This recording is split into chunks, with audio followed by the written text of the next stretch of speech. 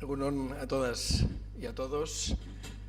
En primer lugar, y no protocolariamente, mi agradecimiento, me gustaría hacerlo en euskera, pero todavía no llego. Mi agradecimiento a la Fundación Sabino Arana por esta amable invitación, y quería trasladarles el saludo especial y entrañable de la vicepresidenta del Gobierno de la Generalitat de Cataluña, la honorable señora Joana Ortega, que de alguna forma, pues a través de mi presencia, honora las colaboraciones constantes entre el País Vasco y Cataluña, y que de alguna forma pues es una muestra más de esa colaboración histórica, ¿no? Decía que es un agradecimiento porque no sé si a estas alturas de la mañana van a poder aguantar alguna idea más, ¿no? Y más después de haber escuchado lo que seguramente les interesa más, que en este caso son las visiones de las víctimas, de los familiares de las víctimas y de las propias políticas públicas de memoria en el País Vasco. Por lo tanto, intentaré ser lo más gráfico posible, ya en el bien entendido de que ya están cansados y que por lo tanto están pensando en el descanso que va a venir a continuación. Yo muy brevemente quería decirles que aunque las primeras políticas públicas de memoria vinieron en los años 80, al menos en la Generalitat de Cataluña, y en relación a reparaciones materiales, etcétera, etcétera, a personas, a expresos políticos, etcétera, etcétera, nuestra institución o la institución que represento, el Memorial Democràtic de la Generalitat de Cataluña, es una institución muy joven, nacida en el año 2007, por ley del Parlamento de Cataluña en el año 2007, y que esta institución no existiría en Cataluña si no fuera gracias a las víctimas, a los familiares de las víctimas, a las entidades memorialistas y a la sociedad civil catalana. Eso no fue una iniciativa, digámoslo claro, del poder público, del poder político. Por lo tanto, hay que entender, digamos, el nacimiento de una institución pública de esta naturaleza justamente gracias a la presión y a la voluntad y la determinación de la sociedad civil y de las víctimas. Para enmarcar muy brevemente, y será la única cosa que les leeré, pero que creo que de alguna manera enmarca estas políticas públicas del Memorial Democràtic de la Generalitat de Cataluña, dice el preámbulo de constitución de esta institución pública. El artículo 54 del Estatuto de Autonomía de Cataluña establece, en primer lugar, que la Generalitat y los demás poderes públicos deben velar por el conocimiento y el mantenimiento de la memoria histórica de Cataluña como patrimonio colectivo que atestigua la resistencia y la lucha por los derechos y las libertades democráticas. Bueno, ese es el marco. Creo que ese es el marco fundamental que se establece como un compromiso público, como un compromiso de las instituciones públicas. Y sigue diciendo, y en segundo lugar, creo que esto es especialmente relevante, el mismo artículo especifica que la Generalitat debe velar para que la memoria histórica se convierta en símbolo permanente de la tolerancia, de la dignidad de los valores democráticos, de rechazo de los totalitarismos y de reconocimiento de todas aquellas personas que han sufrido persecución debido a sus opciones personales, ideológicas o de conciencia. Yo creo que eso nos marca realmente la misión y el leitmotiv y la razón de ser de esta institución pública, y que acaba diciendo: la grandeza de la democracia es que, a diferencia de los regímenes totalitarios, es capaz de reconocer la dignidad de todas las víctimas de la intolerancia, más allá de las opciones personales, ideológicas o de conciencia de cada cual.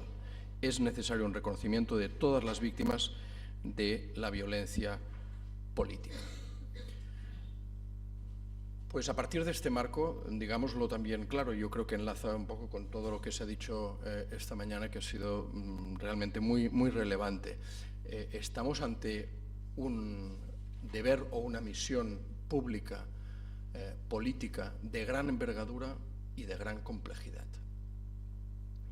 No sé si podemos pretender resolver o responder a todas las cuestiones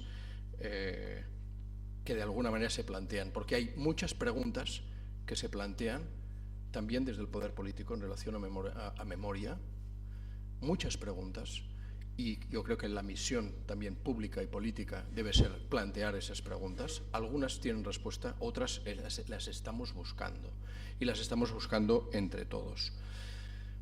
Ayer por la noche estaba justamente con el director, por ponerles un ejemplo, y vamos cambiando un poco de contextos que a veces nos ayudan a tener un poco de perspectiva, con el director del Museo de la Memoria de Rosario, Argentina, donde analizamos esos entrelazamientos entre nuestras iniciativas de justicia universal que les abrieron la nulidad y nulidad a pleno derecho de las leyes de amnistía y punto final en Argentina, gracias a los tribunales españoles en aplicación de la justicia universal, y que eso posibilitó la apertura de más de 200 procesos en Argentina, a escasos metros del Museo de la Memoria.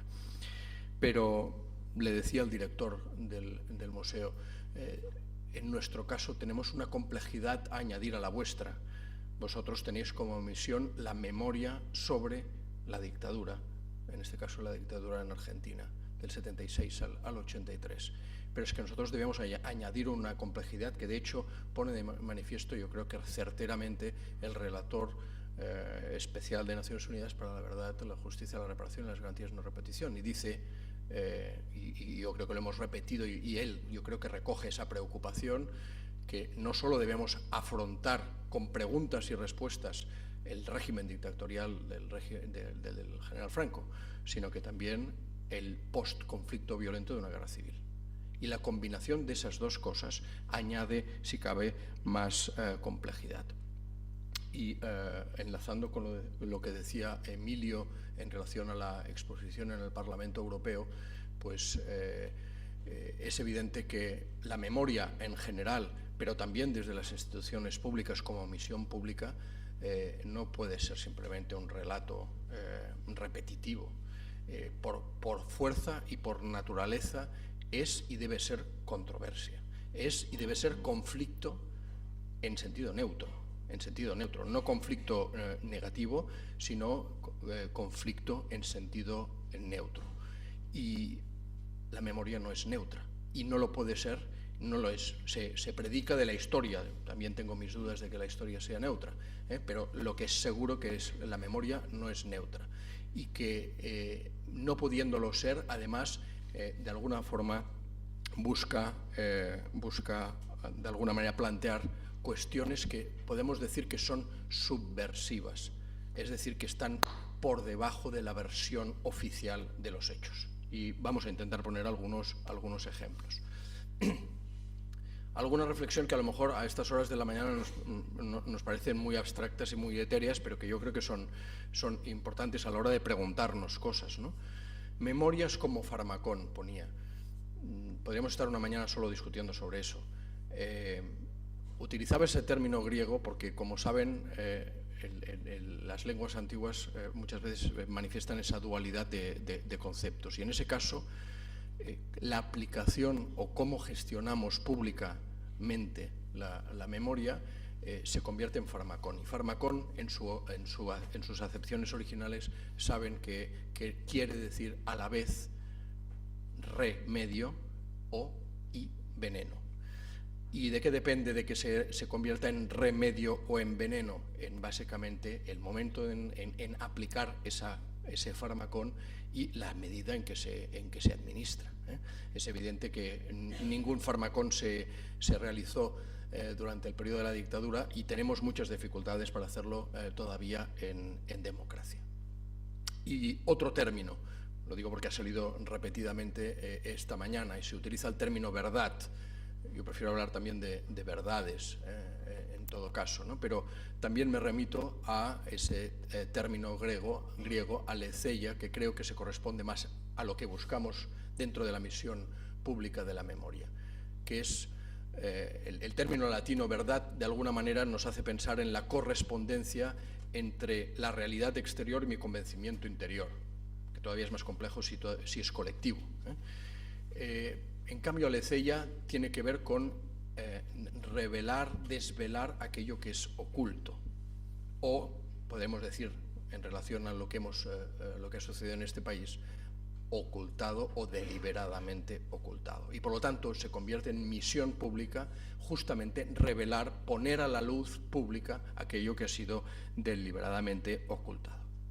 Y aquí surgen muchas preguntas que podemos lógicamente intercambiar si tenemos algún segundo en el debate o a lo largo de la mañana.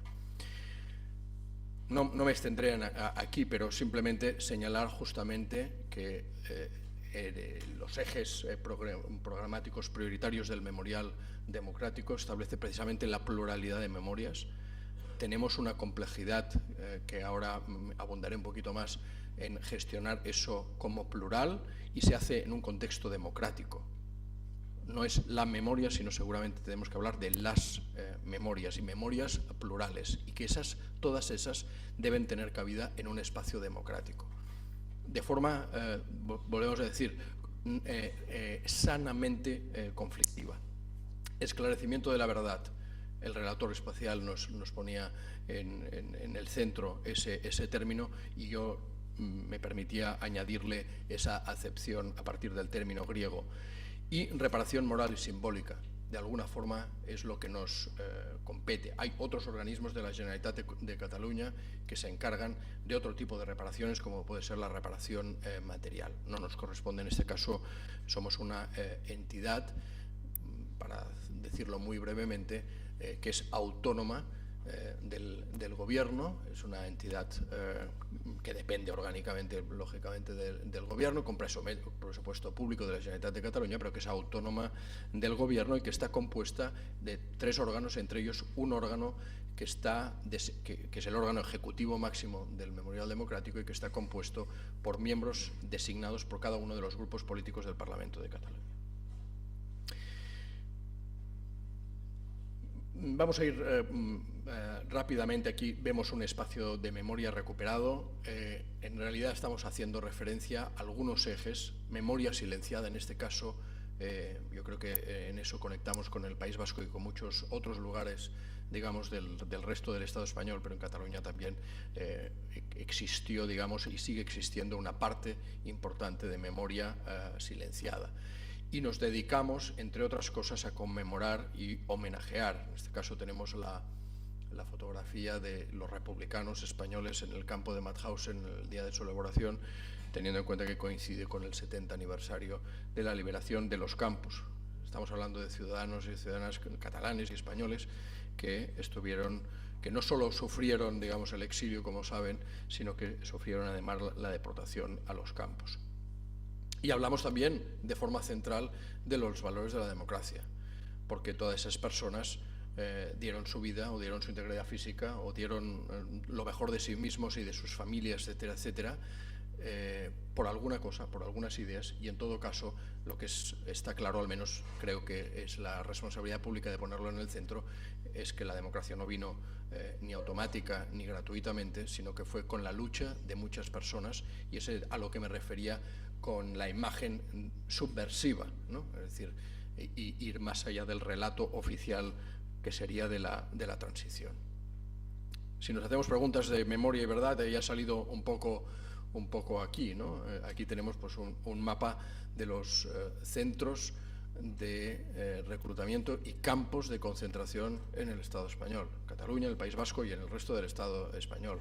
Tanto que se conoce sobre los campos de exterminio en Austria, en Alemania, en Polonia, etcétera, etcétera, y hay muy poco conocimiento y muy poco reconocimiento de las personas que sufrieron torturas y muerte violenta, en última instancia, en centros de detención y campos de concentración en España. Antes el señor Ana Sagasti hacía referencia específicamente al Valle de los Caídos. Pues tenemos aquí, para no alargarme porque lo ha dicho con mucha más lucidez que yo, un ejemplo de política pública de memoria. Eso es política pública de memoria, pero es la política pública de memoria que no queremos, justamente. Una política pública de memoria hecho en marco de dictadura, con una finalidad, tampoco es neutro, tenemos que decirlo claramente, igual que lo decíamos, con una claridad, con una voluntad clara, no solo de exalzar al dictador, sino en última instancia de establecer un statu quo de unas víctimas reconocidas y unas víctimas no reconocidas, y deliberadamente ocultando el neoesclavismo con el que se construyó, y además el hecho de que haya personas, familiares, que tienen a sus familiares allí contra su voluntad, en un lugar, digamos, de infausta memoria. Se hacía referencia a las fosas y los desaparecidos. Bueno, pues tenemos aquí el mapa de fosas de Cataluña, en este caso con más de 240 fosas, y del resto del Estado, y es todavía una responsabilidad pública pendiente, está claro.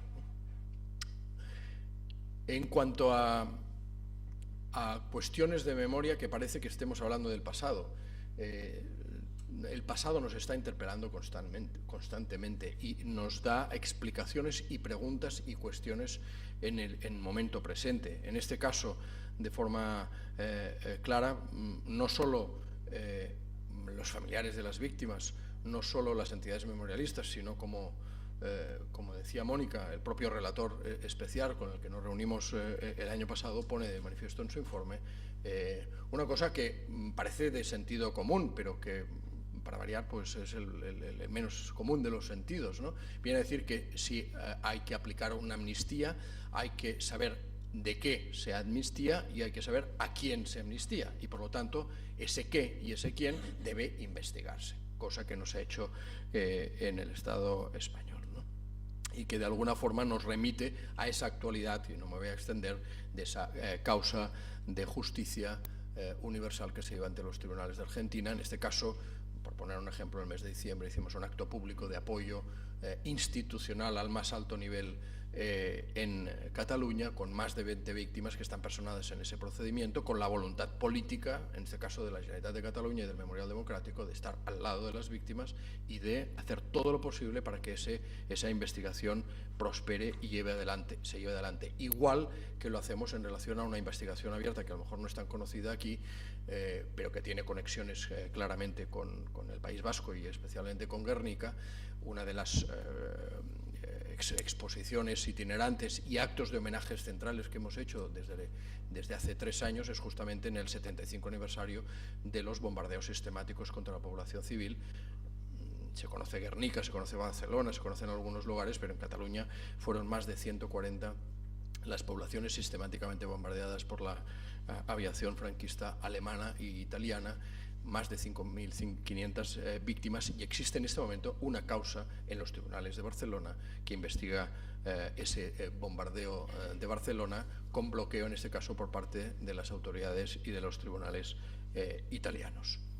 Y en última instancia, también lo pongo aquí simplemente a efectos gráficos, estas son las portadas y las fotos en este caso del año 77 y del año 2012, en el mismo lugar y en el mismo sitio y en el mismo día, 11 de septiembre, que es la Diada Nacional.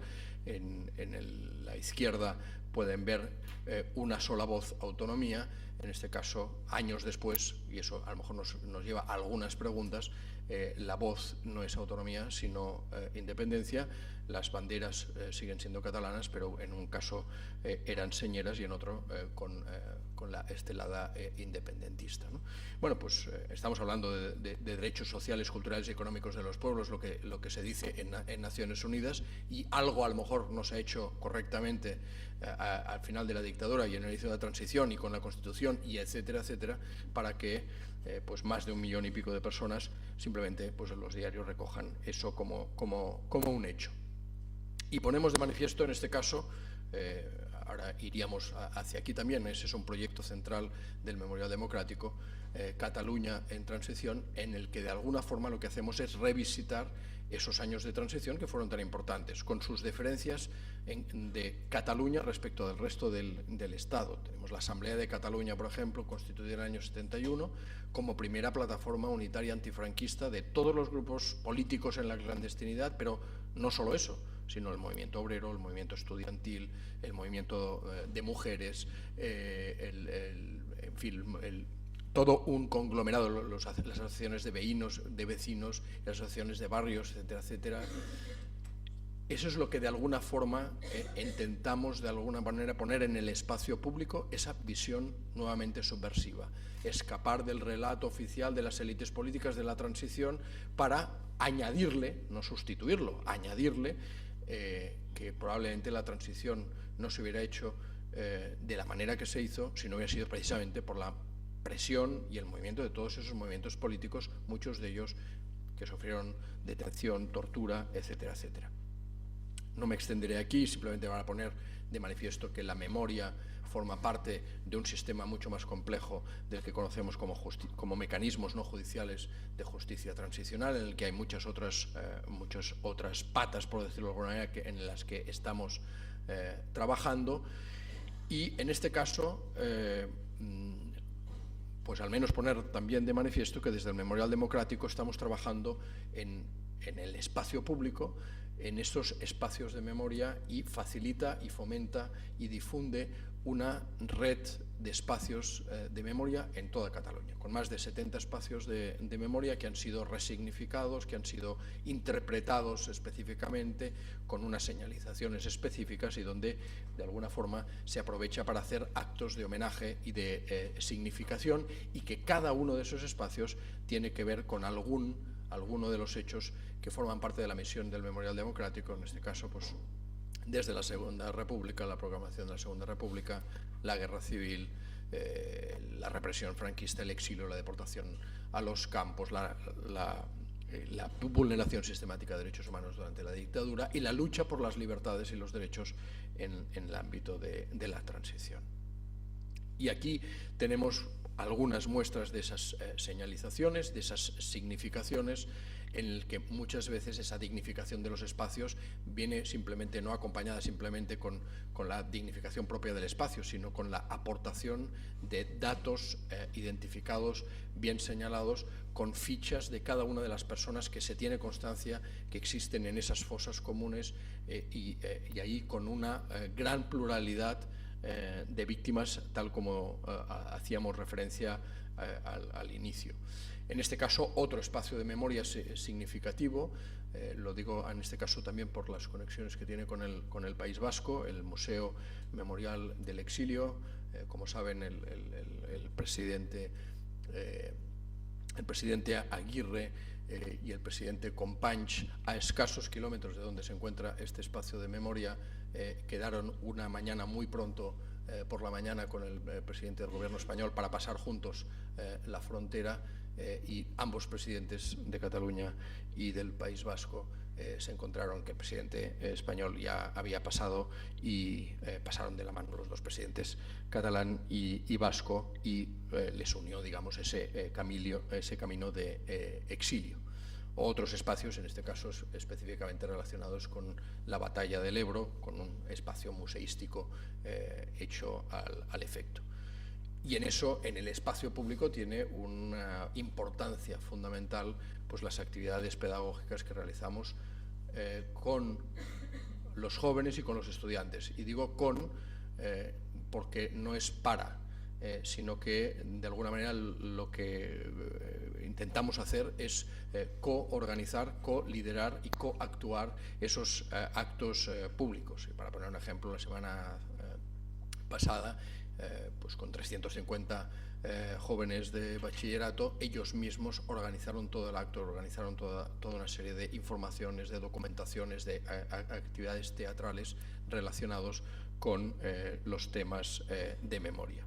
Y ya se ha señalado, y tampoco me extenderé y ya voy acabando, la importancia de los testimonios. En este caso tenemos una memoteca específica, un centro especializado de información y de documentación, donde además, y esto les invito además a que lo puedan ver en la propia web del Memorial Democrático, tenemos un banco audiovisual de testimonios muy potente, con un thesaurus específico, con un motor avanzadísimo de investigación y de búsqueda, y que en este caso tenemos, de las 1000 entrevistas que tenemos realizadas, tenemos 400 que hemos puesto a disposición del público y que puede ser, simplemente si ustedes clican este link, irían al banco audiovisual de testimonios y se puede escuchar, además se puede leer de forma transcrita, etcétera, etcétera, y por lo tanto es un objeto que se pone a disposición del público, a todo el mundo, y cuando decimos a todo el mundo con las posibilidades que tenemos con Internet, pues es todo el mundo. Y ya acabo, en este caso, como otro ejemplo de memoria pública o de políticas públicas de memoria, hicimos un vídeo que también les invito a verlo, que es un vídeo muy cortito de 18 minutos, pero que hemos querido escapar justamente de un discurso institucional oficial en el que hacemos ese diálogo entre el pasado y el presente, los lugares de memoria, las personas que vivieron los hechos en esos lugares de memoria y que son de alguna manera representados también por personas actuales que ponen su voz en off en relación a los diferentes periodos del memorial democrático, ¿no? Y acabo únicamente como ejemplo con un pequeño vídeo de 2 minutos, y con eso acabo, como muestra en este caso del aprovechamiento de ese vídeo institucional, de esas versiones de los testimonios, de esos espacios de memoria, con un encargo institucional que realizamos y que esa manifestación artística. Y es simplemente un tráiler, digamos, de un espectáculo que realizamos juntamente con esas personas que de alguna manera encarnan esa memoria viva que de alguna forma forman el centro de nuestra acción pública. Y eso fue un encargo que realizamos en el aniversario o en la conmemoración central del año Espriu, que, como saben, es un autor que sufrió también la dictadura. Diguem el nom del qui ens pensa llarg de la nostra por. Si topem a les palpentes amb aquest estrany cec, on, si no en el buit i en el no-res, fonamentarem la nostra vida.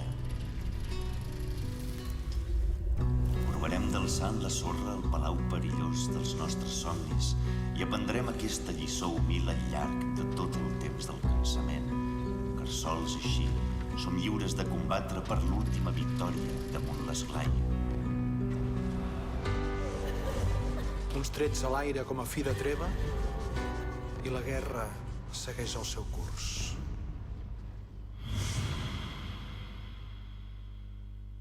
Oh, que cansat estic de la meva covarda vella, tan salvatge terra, i com m'agradaria de llunyar. Trepitjant una capa de neu de més de 50 centímetres, mostrem un coratge sobrehumà per fugir de tot perill. A cada sotrac, la sang brolla de la nostra carn esquinçada, encetada, putrefacta.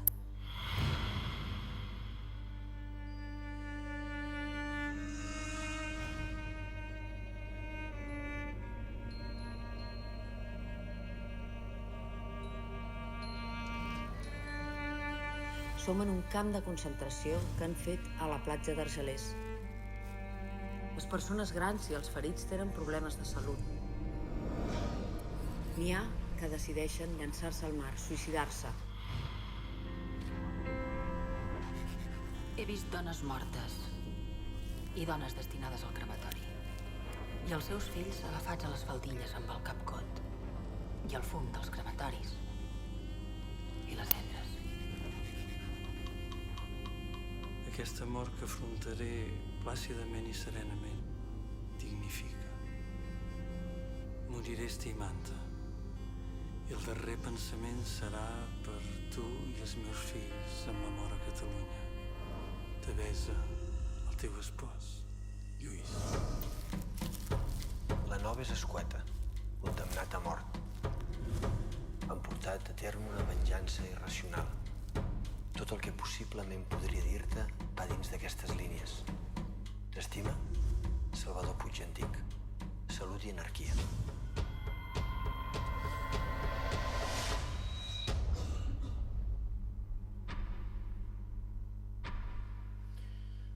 Acabo simplemente con una cita, y estas son mis últimas palabras, en este caso de Walter Benjamin. Dice: es una tasca, un trabajo más arduo honorar la memoria de los seres anónimos que no la de las personas célebres. La construcción de la memoria se consagra en la memoria de los que no tienen nombre. Creo que esa es nuestra misión pública y ese es nuestro compromiso. Eskerrik asko.